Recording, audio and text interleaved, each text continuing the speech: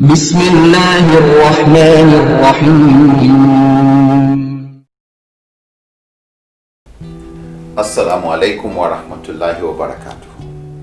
We hope you're enjoying our programs.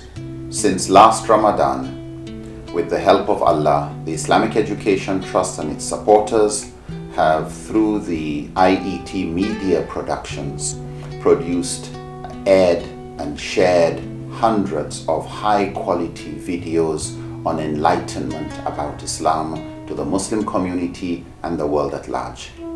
We have, alhamdulillah, been able to air topics to do with self-improvement, purification of the heart, spiritual growth, ethics, morality, family, parenting, marriage, child upbringing, issues surrounding self-improvement, financial literacy, better self-management, Islamic jurisprudence, and responses to common questions asked about Islam by Muslims, by non-Muslims, and also responding to Islamophobia and those who have a fear about Islam. For this work to continue and for it to be sustained, we need your support.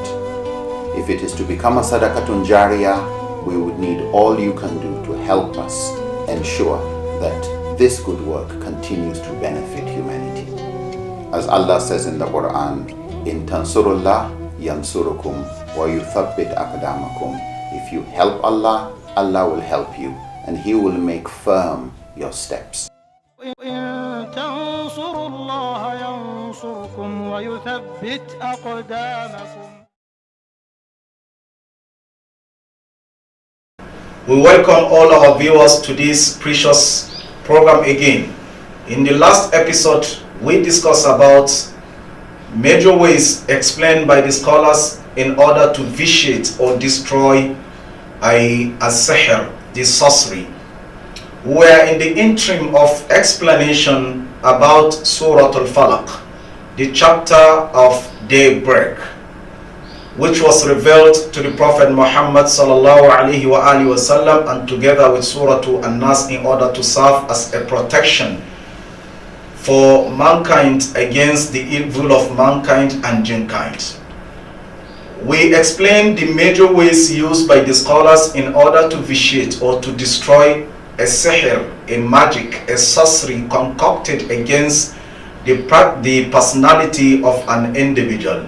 One of the ways we said is displacement of an object used by the sorcerer in order to concoct a sihr against the personality of an individual, which can be deciphered in an authentic hadith reported by Imam al-Bukhari on the authority of Aisha radiallahu anha. We also explained another method used by the scholars as tajriba, as a way of practice, and it's worked. And this one is alluded to one of the successors of the companion by name Wahb ibn Munabbih, as brought by Al-Imam Al-Hafiz ibn Hajar Al-Asqalani in his famous book Fathul Bari Sharh Sahih Al-Bukhari. Also Al-Imam Abu Abdullah Al-Qurtubi Al-Ansari in his Tafsir Al-Jami' li Ahkam Al-Qur'an. Another supplications used by the scholars is the statement of the practice of the Prophet Muhammad sallallahu alaihi wasallam concerning the recitation of this al-mu'awwidhatayn, that the Prophet sallallahu alaihi wasallam used to recite al-mu'awwidhatayn in order to seek for the protection against the evil of mankind and jinkind. Another invocation again, the Prophet sallallahu alaihi wasallam says, whoever recites this invocation is going to be protected by Allah subhanahu wa ta'ala against the evil of mankind. Whoever recites this supplication, Bismillahi alladhi la yadurru ma'asmihi shay'un fil ardi wala fis sama wa huwa as-sami'ul alim, 3 times is going to be protected by Allah subhanahu wa ta'ala. Also, in an authentic hadith reported by Al-Imam Al-Bukhari, the Prophet Muhammad sallallahu alaihi wasallam says, Man tasabba'a bi sab'i marratin min ajwat al-Madinah, whoever wakes up in the morning and eats 7 dates from Ajwa, the dates of Medina, 7 dates, lam yadurrahu min dhalika al-yawm sammun wala sihrun, nothing will harm him in that day, either it is a sihr magic or sorcery concocted against him, or a poison given to him by an individual who intends to kill him. So for you to be using the 7 dates of Al-Madinah, which is called Ajwa, every day in the morning, that will protect you against the sorcery or against any poison which an individual intends to harm you. The Prophet Muhammad sallallahu alaihi wasallam also gives us another spiritual protection from the invocation of a verse of the Qur'an. An authentic hadith reported by Imam al-Bukhari. The Prophet Muhammad sallallahu alaihi wasallam says, "Ayatani min akhiri surat al-Baqarah man qara'ahuma fi laylatin kafatahu." There are 2 verses of the Quran which are the last verses of Surah Al-Baqarah. Whoever recites these 2 verses will suffice for the companion or for a person that recites these 2 verses. These are major ways explained by the scholars. If you want to protect yourself from sihr, you embark upon this invocation.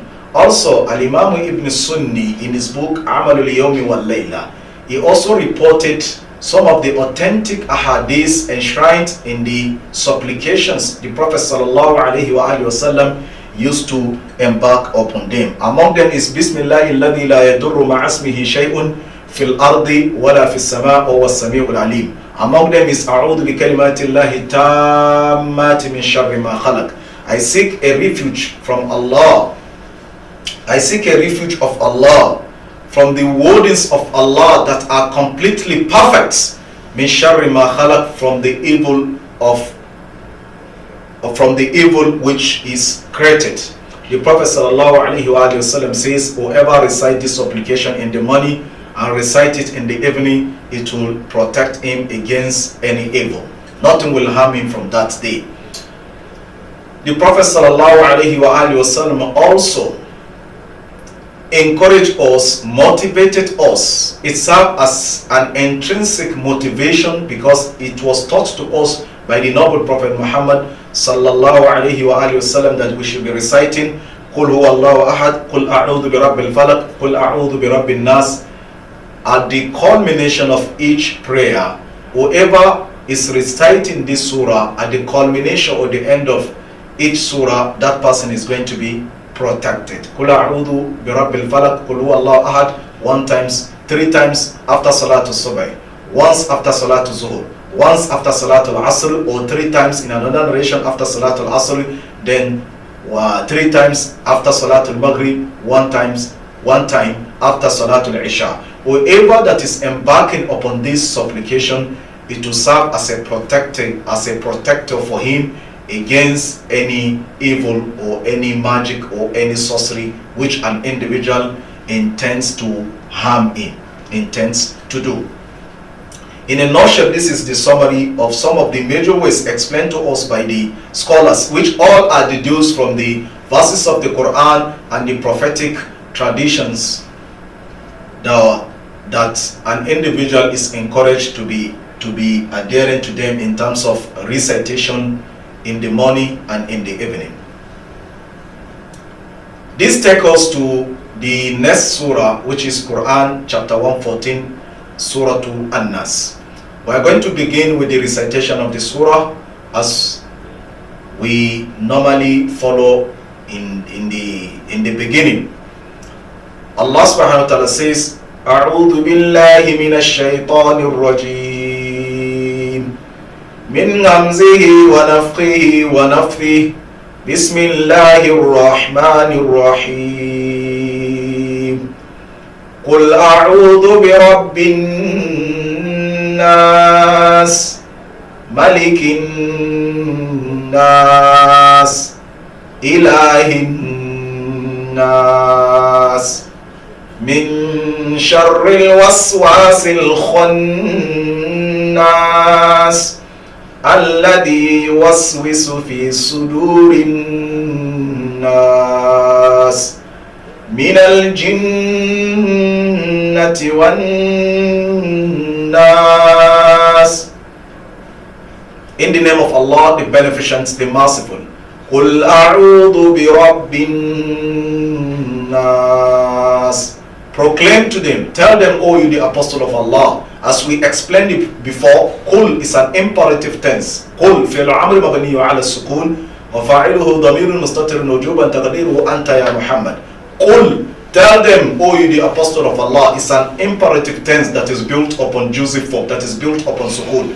Qul, it is a commandment directly given to the Prophet Muhammad sallallahu alaihi wasallam. Make a proclamation, make a statement, divulge to them, reveal to them that A'udhu bi Rabbin Nas, I seek refuge with Allah, bi Rabbin Nas, with the Lord of mankind. Rabbin Nas, the Lord of mankind. This is depicting the unity of Lordship. Malikin Nas, the King of mankind. Ilahin Nas, the God of mankind. Min sharril waswasil khannas, from the evil of a sneaky whisperer. It is that Satan that will be inspiring to you waswas, whispering, that will be whispering in a sneaky form, in order to make you perplexed, in order to confuse you, in order to strive to stray you away from the remembrance of Allah. Min sharril waswas al-khannas alladhi yuwaswisu fi sudurin nar, which often glints in the heart of people, the waswas, the whispering, min al-jinnati wan nas, among the jinns and among mankind, among jinn kind and mankind. As I explained before in the last episode, the purpose of the revelation of these two chapters, they were revealed because of what happened to the Prophet Muhammad sallallahu alaihi wasallam, a Jew by name Al-Labid ibn al-Asam. He was the one that concocted a sihr al-khayal against the personality of the Prophet Muhammad sallallahu alaihi wasallam, and that was the reason why Allah subhanahu wa ta'ala revealed these two chapters of the Qur'an in order to serve as a perpetual protection for the ummah of the Prophet Muhammad sallallahu alaihi wasallam. If we take a closer look at the content of these two verses, beside the composition of the verses, as we normally explain the composition of the verses, we can see all the last alphabet of the verses end with the same alphabet, which is Sinun. This is depicting I'jazul Qur'an, the inimitability of the Qur'an. It's a kind of rhyme or rhythm, just like the poets normally use qawafi or qafiyah in the composition of their poetry or poem. Allah subhanahu wa ta'ala says, Qul a'udhu bi rabbin nas, seek refuge from Allah, the Lord of mankind. Malikin nas, the Lord of mankind, which is depicting the unity of lordship. Ilahin nas, the God of mankind. This is depicting unity, Tawheedul Uluhiyya. The other one is depicting, the former one is showing Tawheedul Ar-Rububiyyah. Min sharril waswas al-khannas. Min sharril waswas al-khannas. It is part of the evil of ash-shaytan to be instigating, inciting you, inculcating into your heart things that will make you to be thinking otherwise of Allah. And that is why in an authentic hadith reported by an Imam Muslim under Kitab al-Iman, the first chapter in Sahih Muslim, the Prophet sallallahu alaihi wasallam says, Satan will come to you. He will be inciting you to be having a negative thinking. You will be thinking that, who is that being that created the heaven? Who created the heaven? Who created the heart? Who created so things? Who created the thing? To the extent that it may take you to be having a negative thinking that, who created Allah? Since it is Allah that created the heaven. Allahu alladhi khalaqa as-samawati wal ard. It is Allah that created the firmament and the earth. قل أئنكم لتكفرون بالذي خلق الأرض في يومين وتجعلون له أندادا ذلك رب العالمين وجعل فيها رواسي من فوقها وبارك فيها وقدر فيها أقواتها في 4 أيام سواء للسائلين ثم استوى إلى السماء وهي دخان فقال لها وللأرض ائتيها طوعا أو كرها قالتا أتينا طاععين فقضاعن 7 سماوات في يومين وأوحى في كل سماء أمرها وزينا السماء الدنيا بمصابيح وحفظا ذلك تقدير العزيز العليم. These verses are showing to us that it is Allah that created the firmament and the earth. He created the firmament and the earth and all embodiments in between the heaven and the earth. They were all created by Allah within 6 days. So Satan will be giving you this kind of thought. Since it is Allah that created all these things, then who created Allah? When it reaches that, the Prophet said, Qul amantu billahi wa rusuli. Say, I believe with Allah wa rusulihi and his messengers. If you utter this statement, that will dispel in total the whispering of a shaitan in your heart in order to stray you away from the right path. This is a kind of a brief interpretation given by the scholars concerning the import or the exegesis or the interpretation of this Surah An-Nas we are discussing about. And because of the nature of time constraint, we'll take a brief break, which we are going to continue when we come back from the break. Subhanaka Allahumma wa bihamdik ashhadu an la ilaha illa anta astaghfiruka wa atubu ilayk.